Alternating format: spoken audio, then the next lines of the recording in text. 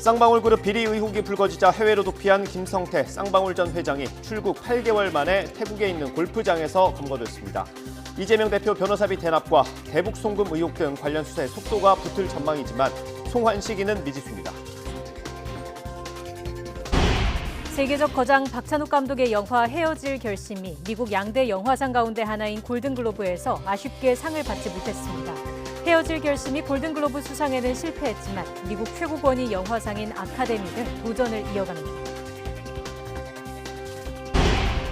중국이 중국발 입국자 방역 강화 조치에 대한 보복으로 한국과 일본 국민에 대한 비자 발급 제한에 나섰습니다. 중국의 보복 조치에 대해서 유엔은 과학적 근거에 기반을 둬야 한다며 비판적인 뜻을 밝혔습니다. 인천 일대에서 이른바 건축왕에게 갭 투자 전세 사기를 당한 피해자가 2,700여 가구나 되는 것으로 추산됐습니다. 이들은 말로만 피해금을 변제하겠다고 한 뒤 실질적인 노력은 하지 않아 서민들을 2번 울리고 있습니다. 중점 보도합니다.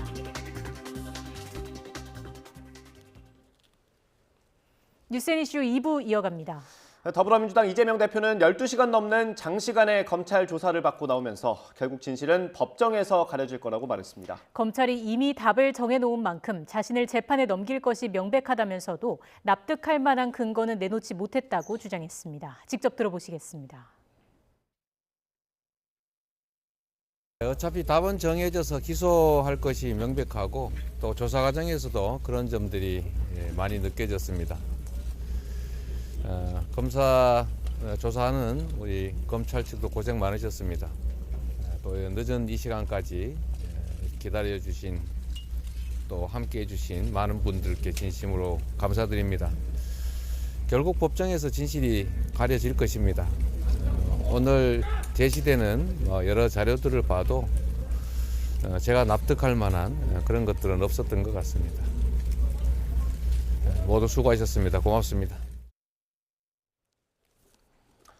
이재명 대표가 12시간 검찰 조사를 마치고 나올 때 당 소속 의원들이 자리를 지켰습니다. 바로 옆에 있던 서용교 최고위원은 당시 상황을 이렇게 묘사했습니다. 함께 들어보시겠습니다.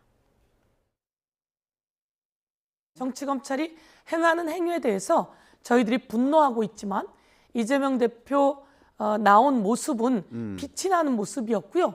그리고 당당한 자세, 그리고 그 발언하는 하나하나의 내용이 깔끔하고 그리고 선명했다. 눈이 살짝 커지면서 약간 미소 띠면서 지금까지 기다리셨습니까? 추웠는데, 추운데, 그리고 감사합니다. 이렇게 말씀하셨습니다. 비명, 친명 뭐 이런 것 없이 당대표가 아무리 봐도 이 부분은 정치적 공격이다. 검찰의 조작 수사다. 이렇게 판단하고 있습니다. 그에 대해서 국회의원들이 우리가 현장에 가서 힘을 내게 하는 것이 필요하다. 그리고 국민께도 보여주는 것이 필요하다. 이렇게 판단했고요. 마치 초봄처럼 포근한 겨울 날씨가 이어지고 있습니다. 한파로 꽁꽁 얼어붙었던 강이나 호수의 빙판이 얇아지는 바람에 안전사고도 잇따르고 있어 주의가 필요합니다. 취재기자 연결해서 이상고온 현상의 원인과 전망 알아보겠습니다. 김진두 기자. 네, 김진두입니다. 네, 날씨 변덕이 매우 심합니다. 요즘 기온은 겨울이 아니라 초봄으로 봐야 한다고요? 네, 그렇습니다. 서울의 예년 아침 기온은 영하 6도, 낮 기온은 영상 2도 수준입니다. 그런데 오늘 아침 서울 기온은 영하 2도였고 낮 기온은 무려 영상 9도까지 오릅니다. 예년보다 4도에서 7도가 높은 3월 초의 초봄 기온입니다. 기온은 앞으로 더 오르겠습니다. 내일 서울 낮 기온은 영상 13도로 1월 기온 기록을 경신할 가능성도 있습니다. 기상청은 남쪽으로부터 따뜻한 공기가 유입되며 북쪽 한기의 남하를 막아 예년보다 포근한 날씨가 이어지고 있다고 밝혔습니다. 이렇게 날씨가 갑자기 풀리는 상황에서 빙판에 들어갔다가 안전사고도 잇따르고 있습니다. 강력한 북극 한파에 꽁꽁 얼어붙었던 강이나 호수가 이례적인 고온 현상에 녹아 얼음층이 얇아지기 때문입니다. 겉으로 보기에는 단단해 보이지만 사람이 올라갈 경우 바로 깨지면서 안전사고로 이어지는 겁니다. 기상청은 이번 금요일과 주말에 전국에 겨울비치고는 많은 비가 내리겠고 이후 기온이 떨어지면서 날씨가 다시 추워질 것으로 전망했습니다. 지금까지 YTN 김진우입니다.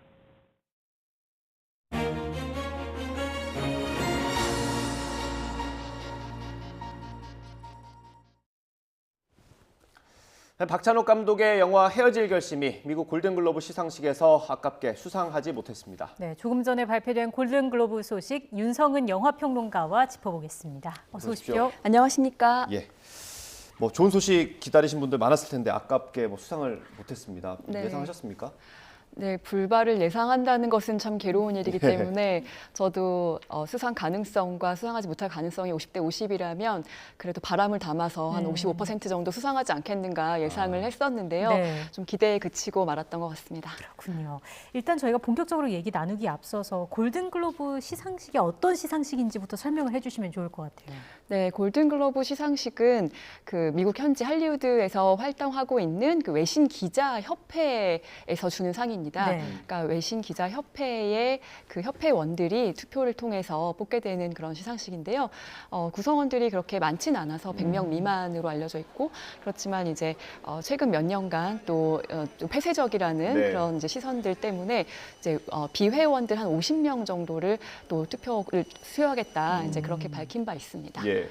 뭐 이번에 그 헤어질 결심이 수상만 못했다 뿐이지 뭐 해외 영화계에서도 이 작품에 대한 반응은 뜨거웠죠. 네, 그렇습니다. 뭐 국내에서도 많은 분들이 작년 한 해 동안 봤던 영화 중에 최고의 작품으로 많이 손꼽고 있고 또 뭐 국내에서는 당연히 또 많은 시상식에서 또 작품상을 비롯한 상들을 휩쓸어 왔는데요. 네. 네, 현지에서도 그렇고 칸 영화제에서 처음 그 공개됐을 당시부터 비평가들의 극찬을 받았고 또 감독상까지 수상하기도 했었죠. 그리고 북미 지역에서도 많은 그 비평가들이 작년 한 해 동안 가장 훌륭한 영화로 꼽기도 했습니다. 버락 오바마 전 미국 대통령도 2022년 뭐였죠? 올해의 영화? 이걸로 꼽았잖아요. 네, 그렇습니다. 그런 식으로 이제 많은 그 셀럽들 또 인플루언서들이 그 헤어질 결심에 대해서 정말 감명 깊게 봤다라는 평가를 내놓았는데요. 좀 이번에 그 골든글러브 시상식에서는 아쉽게도 수상을 하지는 못했습니다. 예. 그러면 우리 헤어질 결심을 이긴 작품은 어떤 작품입니까? 얼마나 대단하길래? 네, 아르헨티나 작품이 받았는데요. 아르헨티나 1985, 1985년이라는 작품이 받았습니다.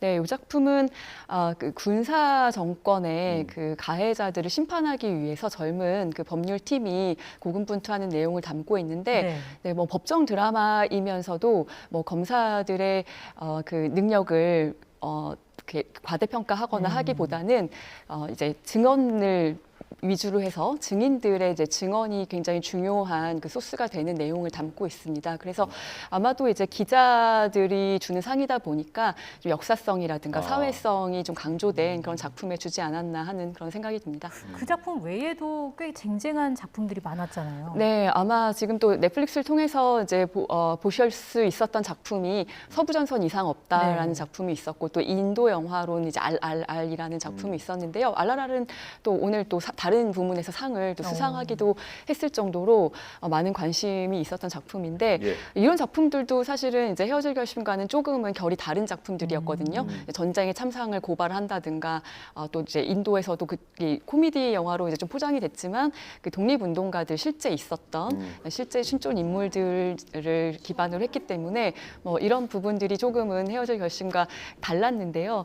오히려 그 점이 강점이 될 수도 있다고 생각을 했었죠. 왜냐하면 작년에도 드라이브 마이 카라는 그 하마구치 류스케 감독의 영화가 또 이제 좀 비슷한 말하자면 드라마를 형식을 띠고 있었기 때문에 네, 그렇지만 이제 올해는 조금 이제 아르헨티나 작품에 상을 수여하게 됐습니다. 네, 뭐 아쉽게 이번에 수상에 실패를 했지만 좀 더 기대를 했던 이유 중에 하나가 최근에 좀 해외에서 우리 작품들이 상을 많이 받지 않았습니까? 네, 그렇습니다. 그래서 저도 이제 이렇게 비전문가들이지만 주변 분들이랑 이야기를 나눠보면 마치 한국 작품이 이렇게 그 할리우드의 시상식에 후보로 오르는 것이 당연하게 느껴지고 했던 그런 식으로 받아들이는 걸 볼 수 있었는데요. 사실 몇 년 되지 않았습니다. 정말 기생충이 거의 처음 물꼬를 틀어준 작품이기 때문에 네, 사실 헤어질 결심이 그 최종 후보에까지 오른 것만 해도 계속해서 지금 그 기생충 이후에 한국 작품은 아니지만 한국 문화를 담고 있는 미나리라든가 그래픽으로 지금 나가고 있습니다. 네, 그렇습니다. 그리고 이제 오징어 게임의 배우 이제 오영수 배우까지 이제 수상에 성공을 했었기 때문에 이번에 또 그 박찬욱 감독 하면은 또 해외에서도 봉준호 감독과 더불어서 뭐 작품성과 또 대중성까지 같이 잡는 그런 영화를 만드는 감독으로 굉장히 잘 알려져 있거든요. 이런 거장 감독의 영화가 또 이렇게 골든글러브 시상식에 최종 후보에 올랐다는 것 자체만으로도 상당히 의미가 있습니다. 네. 오늘은 수상을 하지 못했지만 그래도 앞으로 또 남아있는 시상식들이 많이 있잖아요. 아카데미가 특히 또 남아있는데 네. 골든글로브가 또 전초전이라고 불리기도 하더라고요. 네, 아무래도 또 연초에 열리기도 하고 아카데미 시상식 외에도 다른 그 시상식들이 계속 이제 줄줄이 있는데요. 제일 먼저 열리는 시상식이기 때문에 그 할리우드 현지에서 사실 이런 시상식에는 이제 뭐 레이스라고도 하고 뭐 캠페인이라고도 하고 계속해서 이제 같은 작품들이 경합을 벌이면서 가게 네. 되거든요. 이제 그랬을 때 현지의 분위기를 좀 볼 수 있는 그런 시상식이라서 뭐 전초전이라고는 하는데 사실 다른 그 시상식들과 비교해 봤을 때 성격이 굉장히 다르기 때문에 다 네. 시상식마다 아카데미에서 그 수상 가능성이 또 떨어지는 것 아니냐 네네. 뭐 이제 이런 생각은 안 해도 될 것 같습니다. 그게 투표하는 그 회원 자체가 맞습니다. 성향이 좀 다르기 때문에 성향이 매우 다릅니다. 네, 일단 이제 말씀드렸다시피 이제 외신 기자 협회에서 주는 상이라면 또 아카데미는 지금 일선에서 굉장히 활발하게 활동하고 있는 그 현역의 뭐 제작자, 감독, 또 배우들, 또 스태프들이 이제 직접 뽑는 상입니다. 그리고 규모도 엄청나게 큽니다. 뭐 2,000명이 네. 넘어가는 그런 그 협회원들이 뽑기 때문에 네. 여러 가지로 저는 이제 헤어질 결심 같은 경우에는 지금 뭐 수상이 불발돼서 드리는 말씀이 아니라 그 전부터도 인터뷰에서 항상 이제 아카데미에서 오히려 더 좋은 성적을 거둘 수 있을 것 같다. 왜냐하면 이런 영화를 만들기 얼마나 어려운지 아마 그 또 영화를 현장에서 뛰면서 만드는 사람들이 더 네. 잘 알고 있지 않나라는 생각을 좀 해봅니다. 예, 뭐 기선제압에는 실패했지만 뒷심을 발휘했으면 좋겠고요. 네. 역시 우리가 상을 받지 못해서가 아니라 이 골든글로브가 좀 잡음이 있지 않았습니까? 네, 그렇습니다. 뭐 인종 문제라든가 그리고 이제 워낙 좀 작은 조직이다 보니까 거기에서 그 좀 폐쇄적일 수도 있고 좀 거기서 일어나는 뭐 부정부패 의혹도 있었고요. 여러 가지 점에서 좀 비판적인 시선들이 있었고 아카데미도 사실은 뭐 화이트 오스카라고 해가지고 많은 비판이 있었지만 좀 그것을 쇄신해 나가려는 노력을 보여줬다면은 그 골든글러브는 조금 거기에 있어서 더디게 가고 있는 편이기는 하거든요. 예. 네, 올해 지금 수상작들을 보면은 그래도 여러 가지 뭐 인종적인 측면이라든가 문화적인 측면에서 조금은 달라진 모습이 보인다고도 할 수 있는데 뭐 앞으로 이제 점점 더 많은 개선이 필요한 부분인 것 같고요. 네, 분명히 이제 그런 비판적인 시선들 때문에 또 MBC라는 그 방송국에서도 또 그 방송하지 않겠다라는 의향을 작년 같은 경우에 밝히기도 했었습니다. 그 쇄신하려는 움직임이 아카데미에 비해서 비교적 더딘 이유는 뭐 따로 있습니까? 아무래도 이제 구성원들의 자존심이라든가 이제 그 안에서의 또 그 뭐 권력, 알력이라든가 이런 부분들이 있지 않나 싶습니다. 그 외신기자협회는 이제 다양한 국가들에서 온 이제 수십여 개국에서 온 그 기자들의 조합이다 보니까 조금은 그 새로운 것들을 만들어가고 하는 데 있어서의 그 단합도 느린 편이 아닌가 하는 생각이 듭니다. 알겠습니다, 평론가님. 마지막으로요. 헤어질 결심이 남은 시상식에서 얼마나 활약을 할 수 있을까요? 전망을 좀 부탁드립니다. 네, 아까 조금 말씀을 드렸다시피 지금 그 헤어질 결심이 작년에 10월 달에 북미에서 개봉한 것으로 알고 있는데요. 이제 그 레이스를 펼치기에는 조금 시간이 적었다라는 평가도 있고요. 그렇지만 이제 아카데미 시상식은 올해 이제 3월 말에 열리거든요. 네. 그렇기 때문에 아직 시간이 충분하고 지금 조금씩 현지에서도 이게 뭔가 텐션을 끌어올리고 있다라는 반응이 나오고 있어서요. 그렇다면은 3월 말에 있을 아카데미 시상식에서는 좀 좋은 결과 있지 않을까 기대해 봅니다. 네, 좋은 결과가 있었으면 좋겠습니다.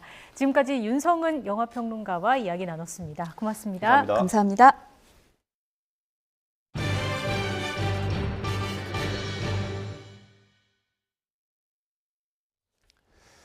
김진표 국회의장은 3월 내 선거법 개정과 여야 합의 헌법 개정 특별위원회 출범 등을 주요 내용으로 하는 정치개혁 로드맵을 발표했습니다. 김 의장은 오늘 신년 기자간담회를 열고 그간의 승자독식, 진영정치, 팬덤 정치로는 더 이상 희망이 없고 능력 있는 민주주의를 이뤄내야 새로운 희망을 품을 수 있다며 이같이 밝혔습니다. 김 의장은 구체적으로 국회 정치개혁특별위원회가 복수의 선거법 개정안을 만들어서 국회 전원위원회에 회부하고 전원위는 매주 2차례 이상 집중 토론을 진행해서 3월 내 결론을 내는 방안을 제시했습니다.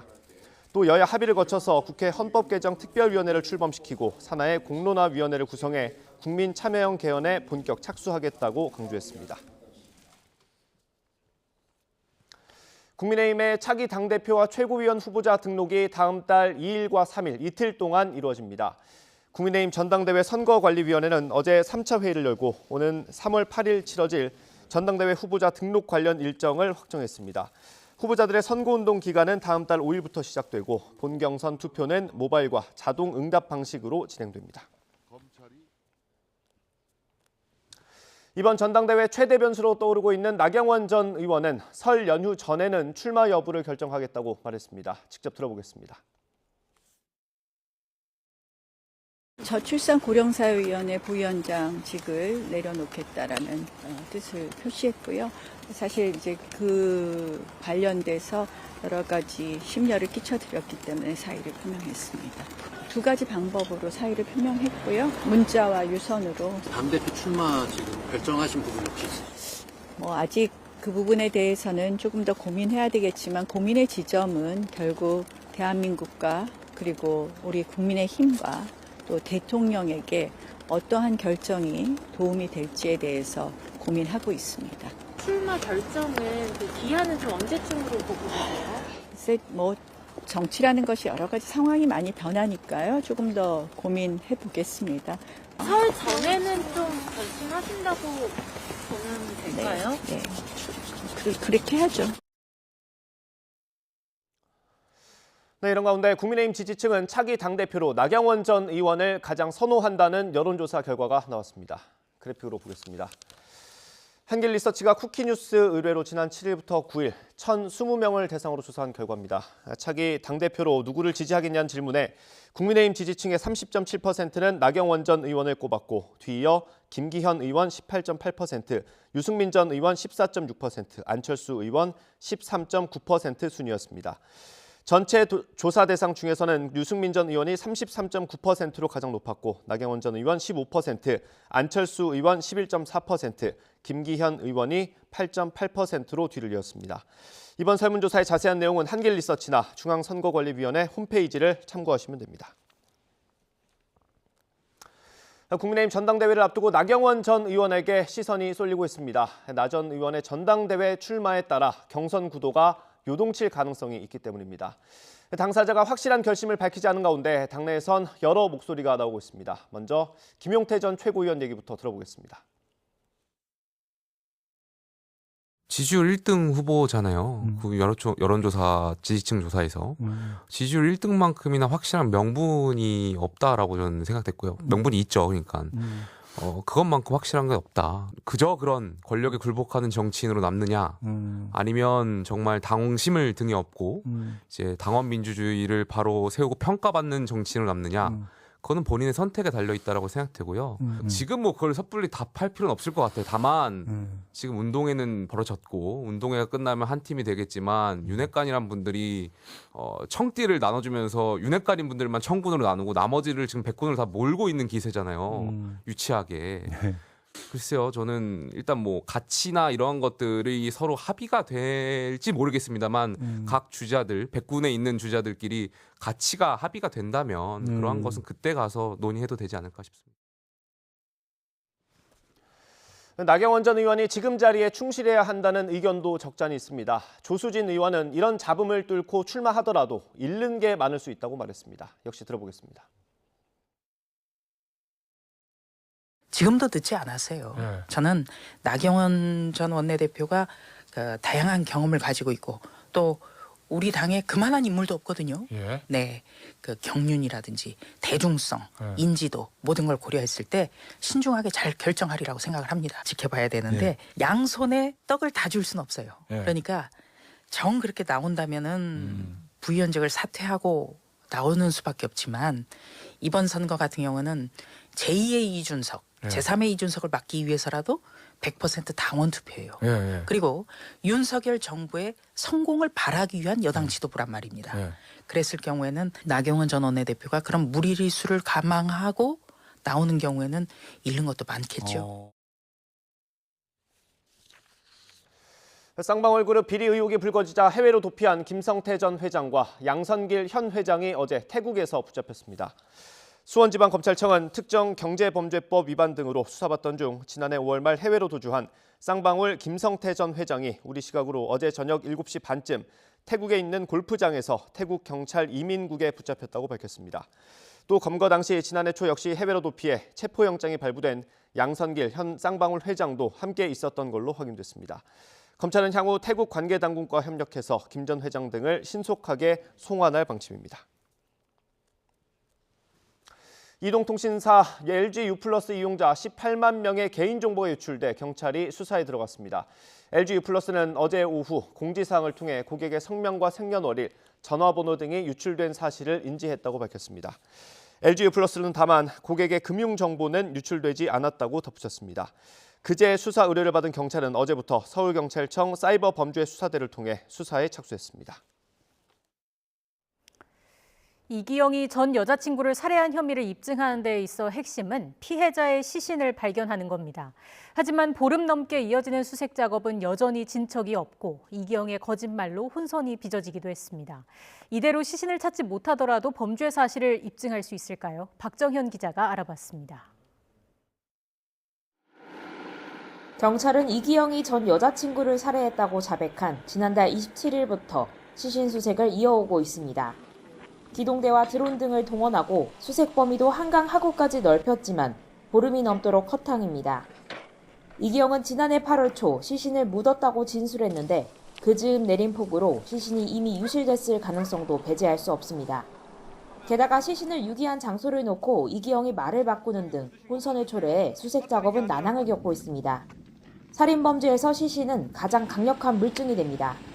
사망 시각과 살해 방법 등을 추정할 근거가 되기 때문입니다. 따라서 시신이 없으면 피해자가 숨진 게 맞는지 타살된 건지 증명하기 어려워지고 살인 혐의 입증은 난관에 봉착할 수 있습니다. 물론 시신을 찾지 못했다고 유죄 판단을 받을 수 없다고 단정할 수는 없습니다. 지난 2019년 전 남편을 살해한 혐의로 기소된 고유정도 시신을 심하게 훼손해 바다 등 여러 장소에 유기한 탓에 끝까지 시신이 발견되지 않았지만 무기징역이 확정됐습니다. 범행 장소 곳곳에서 피해자 혈흔이 나온 데다 여기서 졸피뎀 성분이 검출되며 살인의 간접 증거로 인정된 겁니다. 결국 얼마나 확실한 간접 증거를 확보하느냐가 혐의 입증의 관건입니다. 혈흔과 그 가족들과의 그 DNA의 연관성이라든가 이런 것들을 좀 중심으로 해서 공소 유지를 하기 위한 보강 증거를 추가적으로 확보를 할 필요가 있다라고 봅니다. 지금까지 이기영의 전 여자친구 살해 혐의와 관련해 확보된 물증은 혈흔 정도. 경찰은 시신 수색 작업을 당분간 계속할 방침입니다. 또 사건을 넘겨받은 검찰은 전 여자친구 살해에 대해선 시신 없는 살인으로 기소하는 것도 염두에 두고 있습니다. YTN 박정현입니다. 지난 9일 새벽 부산 도심의 주차타워가 거대한 화염에 휩싸였는데 소방당국의 설명과는 달리 오피스텔로도 불이 번졌던 것으로 확인됐습니다. 한 입주민은 SNS로 구조 메시지를 보낸 끝에 겨우 목숨을 건진 사례도 있었습니다. 김종호 기자입니다. 주차타워를 집어삼킨 화염. 맹렬한 기세로 오피스텔 유리를 부수고 집 안으로 번집니다. 입주민이 나가려고 했지만 복도에도 화염이 보였습니다. 설상가상으로 휴대전화도 불통. 다급한 마음에 SNS에 올린 구조 메시지가 겨우 소방관에게 전달돼 목숨을 건질 수 있었습니다. 나가려고 문 여는데 불기둥 와가지고 그래 계속 전화가 안 돼가지고 이제 인스타 올리고. 오피스텔에는 일부 연기 피해만 있었을 뿐 직접적인 피해는 없었다는 게 애초 소방당국 설명. 그쪽으로 연사 확대되진 않았고 그 주차타워에서 나온 연기가 내부로 진입해서 그 입주민들이 외부로 다 이렇게 대피한 상황이고. 일단 세대에도 피해가 확인됐는데 오피스텔 500여 세대 가운데 직접 화재 피해를 본 세대가 얼마나 더 있는지는 아직 파악되지 않았습니다. 또 180대 규모 주차타워에 차량이 얼마나 있었는지, 또 어떤 피해가 있었고 언제 빼낼 수 있는지도 현재로서는 알 수 없습니다. 경찰과 소방당국은 정확한 피해를 파악하는 데도 시간이 걸릴 거로 내다봤습니다. YTN 김종호입니다. 세종시의 한 국도에서 사고가 난 전기차에 불이 붙는 아찔한 상황이 벌어졌습니다. 주변을 지나던 시민들이 이를 그냥 지나치지 않고 위험을 무릅쓴 채 차 속에 있던 운전자를 구해냈습니다. 양동훈 기자입니다. 차에서 엄청난 높이로 불길이 치솟습니다. 운전자가 사람들 손에 겨우 끌려 나오고 동승자가 있는지 확인하느라 유리창을 더 부수는 모습이 보입니다. 현장에 있었던 목격자는 운전자를 꺼내자마자 차에서 폭발음이 들렸다며 가슴을 쓸어내렸습니다. 폭발하고 조금 있다 또 폭발하고 또 폭발하고 만약에 그거 폭발을 전에 안 꺼냈으면 내가 봐선 장담 못해. 그 사람 죽었어. 캄캄한 밤 세종시 소정면 1번 국도를 달리던 테슬라 전기차가 중앙분리대 가드레일을 들이받았습니다. 가드레일을 치고 중앙선을 넘어간 차는 마주오던 SUV 차량과 충돌했고 얼마 지나지 않아 불이 붙었습니다. 사고 현장에는 화상 환자 응급처치용 거주와 생리식염수통 등이 어지럽게 널려 있어 당시에 다급했던 상황을 짐작하게 합니다. 불타는 차에서 빠져나오지 못한 운전자를 꺼낸 건 주변을 지나던 시민들이었습니다. 구조에 참여한 일부 시민은 다치기까지 했습니다. 손을 다치셨다고 들었는데요. 네, 창문을 다 뜯으면서 좀 급한 마음에 창문 맨손으로 다 뜯어가지고. 현장에 있었던 한 시민은 차량 문이 열리지 않았다고 말했습니다. 이 때문에 소화기로 유리창을 부수고 맨손으로 창문을 뜯어서 구조한 건데 문이 열리지 않은 정확한 원인은 조사가 필요한 상황입니다. 테슬라라 그런가 문이 안 열려요. 팔꿈치로 막 치고 깨치도 안 되니까 우리가 소화기 하니까 소화기를 뺏어갖고 그 사람이 깨쳐갖고 사람을 꺼내더라고요. 구조된 30대 운전자는 발목이 골절되고 양쪽 다리에 화상을 입어 병원 치료를 받고 있습니다. 경찰과 소방당국은 사고 충격으로 배터리에서 불이 난 거로 추정하면서 주변 CCTV 등을 분석해 정확한 사고 원인을 조사하고 있습니다. 또 위험을 무릅쓰고 운전자를 구조한 시민 영웅들을 찾아 감사장을 수여하는 방안을 검토하고 있습니다. YTN 양동훈입니다. 중국에 대한 방역 강화 조치가 시행된 첫 주, 중국발 입국자의 코로나19 양성률은 19.6%인 것으로 집계됐습니다. 중앙방역대책본부는 오늘 정례 브리핑에서 지난 2일부터 7일까지 6일 동안 중국에서 출발해 우리나라에 입국한 사람은 모두 6,396명으로 이 가운데 5,617명이 검사를 받아 1,100명이 양성으로 확인됐다고 밝혔습니다. 이에 따라 전체 중국발 입국자의 양성률은 19.6%였고 특히 공항에서 전수검사한 단기 체류 외국인의 경우 1,647명 가운데 360명이 확진돼 양성률이 21.9%였습니다. 중국이 중국발 입국자 방역 강화 조치에 대한 첫 보복 조치로 우리나라와 일본 국민에 대한 중국행 비자 발급을 상당 부분 중단했습니다. 주한 중국 대사관은 어제 소셜미디어 위챗 공식 계정을 통해 중국 국내 지시에 따라 주한 중국 대사관과 총영사관은 방문, 상업무역, 관광, 의료, 일반 개인 사정을 포함한 한국 국민의 중국 방문 단기 비자 발급을 중단한다고 밝혔습니다. 대사관은 또 한국이 중국에 대한 차별적인 입국 제한 조치 취소 상황에 따라 조정할 예정이라고 덧붙였습니다. 이에 한국 외교부는 유감을 표명했고 일본 외무성은 항의하면서 철회를 요구했습니다. 중국이 중국발 입국자 방역 강화 조치에 대한 보복으로 한국과 일본 국민에 대한 단기 비자 발급을 중단했죠. 여기에 대해 유엔 대변인이 의견을 밝혔습니다. 직접 들어보시겠습니다. China announced today travel restrictions on passengers from Japan and South Korea in retaliation for restrictions on Chinese travellers. Does the Secretary-General have a comment on the retaliatory measures taken by China? What we have always believed is that member states should follow WHO guidelines. We have seen various member states take various decisions recently. As the WHO says, it is very important that all decisions regarding screening of passengers and so on be taken on scientific grounds and only on scientific grounds. 무자본 갭 투자를 통해 전세 사기를 벌여온 빌라왕들의 배후에는 부동산 컨설팅 업체가 있었던 걸로 드러났습니다. 컨설팅 업체 실소유주에 대해 구속영장을 신청한 경찰은 비슷한 사례가 더 있을 것으로 보고 수사를 확대하고 있습니다. 임성재 기자의 보도입니다. 서울 강서구에 있는 부동산 컨설팅 업체. 사무실 불은 꺼져 있고 폐업 두 글자가 붙은 유리문은 굳게 닫혀 있습니다.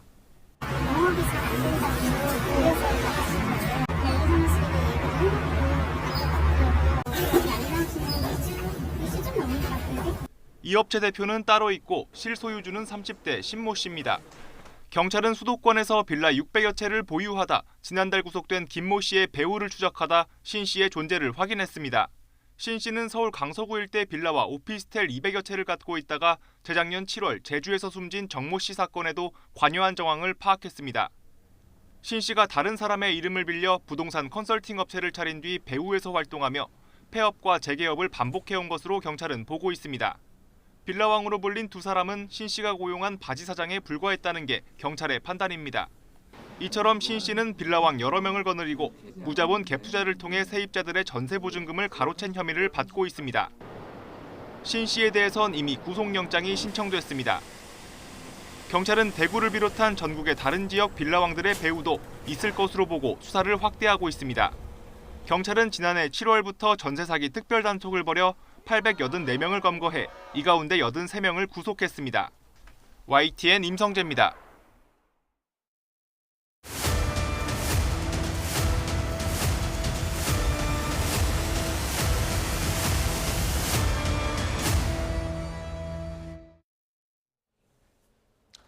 인천 일대에서 수천 채의 주택을 지어서 차명으로 소유하면서 2천 가구 넘는 전세금을 가로챈 이른바 건축왕 일당의 전세 사기 사건을 집중적으로 보도해드리고 있습니다. 오늘은 건축왕 일당이 인신구속을 피하기 위해 말로만 피해금을 변제하겠다는 약속으로 피해 서민들을 2번 울리는 사연을 보도하겠습니다. 강성옥 기자입니다. 수천 채의 주택을 짓고 차명으로 소유하고 있는 이른바 건축왕. 인천에서 소문난 개발업자로 종합건설 회사까지 소유하고 있습니다. 그 회사를 직접 찾아가 봤습니다. 문이 굳게 닫혀 있고 아무런 인기척도 없습니다. 입주 건물에는 여러 달째 관리비가 미납돼 있습니다.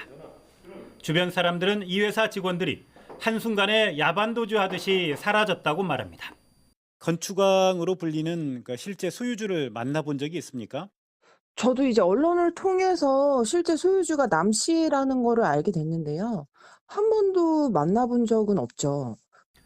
그런데 건축왕은 사기 혐의로 경찰이 구속영장을 신청하자 갑자기 세입자들이 피해가 없도록 해결하겠다고 변호인을 통해 약속합니다.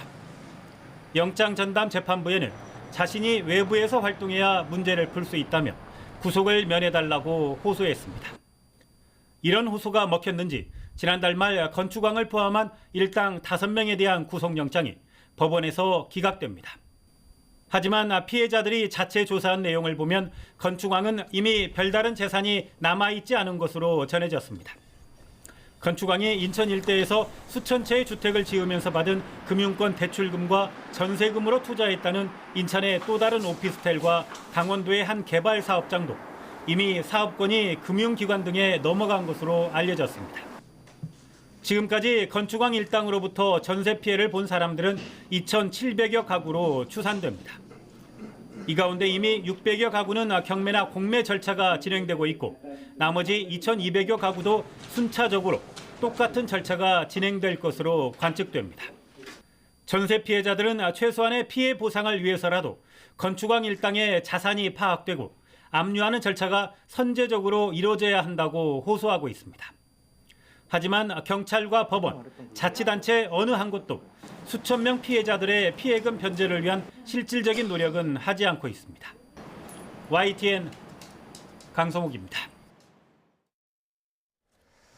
대규모 자금이 필요한 부동산 사업은 보통 프로젝트 파이낸싱, PF를 통해 자금을 마련한 뒤 분양대금을 받아서 갚는 방식으로 진행됩니다. 이번 달 만기가 도래하는 PF 대출금이 10조 원이 넘는데 부동산 경기 악화에 따른 미분양 속출로 부실 위험이 커지면서 우리 경제의 뇌관이 되고 있습니다. 김지선 기자입니다. 재건축 공사가 한창인 서울 강동구 올림픽파크 포레온. 공사 대금 마련을 위해 조성된 PF 대출금 7,231억 원의 만기가 오는 19일 도래합니다. 현재 진행 중인 1차 계약이 70%에 못 미칠 경우 상환 연기가 불가피한 상황. 때마침 정부의 부동산 규제가 풀리면서 수요가 다시 꿈틀하는 데다 워낙 대규모 단지여서 보증을 통한 차환에 무리가 없을 거란 전망입니다. 보통 60제곱미터 이하만 된다고 그랬는데 이번에 이제 84제곱미터까지 다 되니까 어떻게 보면은 둔촌주공이 이번에 혜택을 좀 볼 거다. 그래서 계약률이 좀 높아질 거다. 문제는 규모가 작고 부실 우려가 커 만기 시 차환이 어려운 사업장들입니다. 이번 달 만기가 도래하는 PF 단기 사채와 ABCP는 13조 8천억 원 규모. 다음 달과 3월 만기 도래분을 합치면 1분기에만 30조 원에 달합니다. 지난해 말 자금 시장 경색으로 통상 6개월 미만인 ABCP 만기가 더 짧아지면서 1분기에 대거 몰린 겁니다. 부동산 경기가 살아나지 않아 미분양이 발생하면 사업이 줄줄이 멈춰설 수 있어 올해 우리 경제의 최대 뇌관으로 꼽힙니다. 자칫 최근 5년 동안 부동산 대출 비중을 크게 늘려온 금융기관의 유동성 위기로까지 불똥이 튈 수 있기 때문입니다. 정부가 부동산 규제 완화에 이어 부동산 PF 보증을 강화하며 시장 부양에 나선 것도 이 때문입니다. 유동성 경색 과정에서 사업성이 있는 PF의 자금 조달이 어려워서 PF 사업이 진행되지 않는 것은 막자라는 게 1번 원칙이고요. 부실이 현재화된 PF에 대한 이제 어떻게 보면 재구조화 작업도 같이 좀 저희가 진행을 하려고 하고 있습니다. 지난해 발행된 PF 단기 사채는 177조 8천억 원으로 전년 대비 44.4% 증가했습니다. 일각에선 정부 지원으로 부실한 사업장의 도덕적 해이를 키울 수 있다는 지적도 있는 만큼 결국 사업성 판별이 관건이 될 전망입니다. YTN 김지선입니다. 지난해 역대급 거래 절벽 속에 2030 세대의 전국 아파트 매입 비중도 평균 30% 밑으로 떨어진 걸로 나타났습니다. 집값이 약세를 보이고 대출 금리가 급등하면서 2030 세대의 공황 구매와 영끌 매입이 줄어든 걸로 보입니다. 한국부동산원 통계에 따르면 지난해 1월부터 11월까지 전국 아파트 거래량 28만여 건 가운데 20대와 30대가 매입한 경우는 7만 9천여 건으로 28.4%에 달했습니다. 이는 2021년 평균 31%에 비해 2.6%포인트 감소한 겁니다. 전국 아파트 2030 매입 비중은 매입자 연령대별 거래량이 공개된 2019년 28.3%에서 집값이 본격적으로 오르기 시작한 2020년 29.2%로 높아졌고 2021년에는 30%를 돌파했습니다. 지난해 연평균 취업자 수가 81만 6천 명이 늘어서 22년 만에 가장 큰 폭으로 증가했습니다. 통계청이 발표한 연간 고용 동향에 따르면 지난해 취업자 수는 2,808만 9천 명으로 전년보다 81만 6천 명이 늘었습니다. 이는 2000년 88만 2천 명 증가 이후 22년 만에 최대 폭으로 늘어난 규모입니다. 연평균 취업자 수는 코로나19 위기가 시작된 2020년 21만 8천 명 감소했지만 이듬해 36만 9천 명 증가로 전환했고 지난해에는 장기 추세를 웃도는 높은 증가세를 기록했습니다. 올해 직원을 뽑을 예정인 기업 10곳 가운데 7곳은 중장년 채용 의사가 있는 걸로 나타났습니다. 전국경제인연합회는 올해 채용 계획이 있는 중소, 중견기업 443개사를 대상으로 조사한 결과 309곳이 40살 이상 중장년을 뽑을 계획이 있다고 답했습니다. 채용 희망 직종은 서비스직이 24%로 가장 많았고 단순 노무직, 설치, 정비, 생산직 등의 순이었습니다. 이들에게 지급하려는 평균 임금은 월 248만 원이었습니다. 또 중장년 채용 이유로는 축적된 경험과 노하우, 높은 성실도 등을 꼽았습니다. 미국 캘리포니아주에 3주째 폭우와 강풍을 동반한 겨울 폭풍이 강타하며 최소 16명이 사망했습니다. 주민 수만 명에게 긴급 대피령이 내려졌는데 가뭄과 산불로 캘리포니아주 지반이 취약해진 상황이어서 산사태 우려가 커지고 있습니다. 보도에 김선희 기자입니다. 주택 앞에 주차된 자동차가 불어난 물에 속수무책 잠겨 있습니다. 차량 2대는 폭우로 지반이 약해진 도로가 꺼지며 구덩이 아래로 추락했습니다. 미국 캘리포니아주에 폭우와 강풍을 동반한 겨울 폭풍이 강타하며 인명 피해가 속출하고 있습니다. 로스앤젤레스 북쪽 벤투라 센타바바라 카운티 일부 지역은 400mm가 넘는 물폭탄이 쏟아졌습니다. 다운타운과 베버리힐스 도로도 물바다가 되고 캘리포니아 수십만 가구의 전력이 끊어졌습니다. 지난해 12월 말부터 시작된 물난리는 3주째 이어지며 피해가 눈덩이처럼 커졌습니다. I'm still kind of in shock when we came back and saw the damage. I mean, that's just pretty horrific. 캘리포니아 주요 하천이 위험 수위로 치솟으면서 재난대응당국은 수천만 명이 넘는 주민을 대상으로 홍수주의보를 내렸습니다. 북부 세크라멘토밸리와 몬테레이 베이, 샌프란시스코만 주변 전체에는 홍수 경보가 내려졌습니다. 산사태 위험 지역 주민 수만 명은 긴급 대피 명령이 내려진 상태입니다. 최근 몇 년간 가뭄과 산불로 캘리포니아주 지반이 취약해진 상황에서 이번 폭우가 피해를 더욱 키울 것이란 우려가 커지고 있습니다. This storm was different from the standpoint that it was here much longer. It was more intense. Because of the prior storm, the ground was much more saturated, which led to a lot more flooding and a lot more rescues because of the ground saturation. 전문가들은 이번 폭풍우가 이른바 대기예강 현상에 따른 것으로 보고 있습니다. 다량의 수증기가 강처럼 좁고 긴 띠 모양으로 움직이며 많은 비를 뿌리는 것입니다. 기상예보업체는 폭풍에 따른 재산 피해가 약 1조 2천억 원에 달할 것으로 추정했습니다. 오는 19일까지 캘리포니아 많은 지역에서 170mm 이상의 비가 더 내리고 북부는 거대한 사이클론까지 강타하며 더 큰 피해가 예상됩니다. YTN 김선입니다. 가까스로 원구성을 마친 미 하원은 시작부터 공화, 민주, 양당의 기싸움이 치열합니다.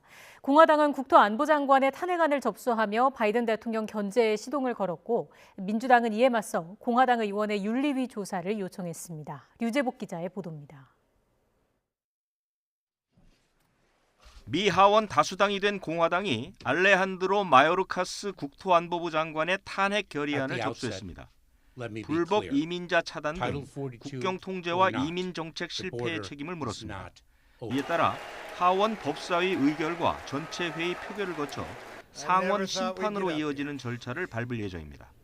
상원은 민주당이 다수를 차지하고 있어서 통과 가능성은 거의 없습니다. 공화당은 앞서 국토안보부 장관의 탄핵 필요성을 꾸준히 제기해왔습니다. House Republicans will investigate every order, every action, and every failure will determine whether we can begin impeachment inquiry. 민주당은 이에 맞서 공화당 조지 샌토스 의원의 조사를 윤리위원회에 요청했습니다. 샌토스 의원은 학력과 경력이 가짜란 의혹에 19살 때 절도 혐의까지 받습니다. 최근 하원 의장 투표 때에는 백인 우월주의를 상징하는 듯한 손 모양이 포착돼 비판을 받았습니다.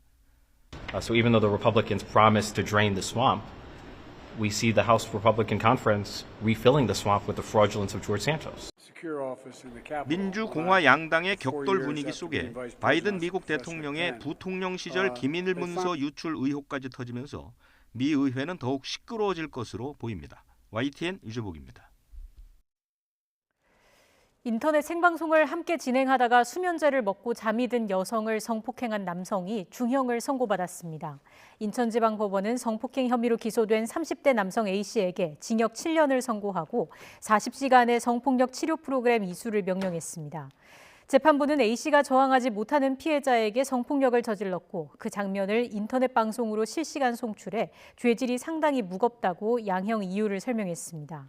A씨는 지난해 6월 인천시 미추홀구에 있는 오피스텔에서 함께 방송을 진행하던 여성 B씨가 수면제를 먹고 잠이 들자 성폭행한 혐의 등으로 재판에 넘겼습니다. 소비자들이 많이 찾는 냉동 볶음밥이 한 끼 식사로는 영양 성분이 부족한 것으로 나타났습니다. 하지만 나트륨 함량은 과다인 경우가 많았는데 한국소비자원은 바나나와 우유 혹은 달걀과 곁들여 먹을 것을 조언했습니다. 이승윤 기자가 보도합니다. 전자레인지에 데우기만 하면 방금 볶은 것처럼 맛있게 먹을 수 있는 냉동 볶음밥. 시장 규모가 1,000억 원이 넘을 정도로 성장세입니다. 하지만 한 끼 식사로 영양 성분은 부족하고 나트륨의 함량은 대체로 너무 많았습니다. 한국소비자원이 소비자가 선호하는 25개 제품을 조사한 결과 평균 열량은 기준치의 58%, 단백질은 61%, 탄수화물 62%, 지방은 50%로 나타났습니다. 이처럼 영양은 부족한데 나트륨 함량은 대체로 과다인 것으로 나타났습니다. 지금 제가 들고 있는 제품들을 먹게 되면은 한 끼 섭취량이 아닌 하루 권장량의 나트륨을 먹게 됩니다. 이 제품을 비롯해서 25개 제품 가운데 15개 제품이 한 끼 섭취 권장량 이상의 나트륨을 함유하고 있었습니다. 소비자원은 나트륨은 물론 열량이나 지방도 과다 함유돼 있을 것으로 예측했지만 조사 결과는 달랐다고 설명했습니다. 그런 만큼 나트륨 배출에 도움을 주는 바나나나 단백질을 보충해주는 달걀 등을 곁들여 먹으라고 조언했습니다.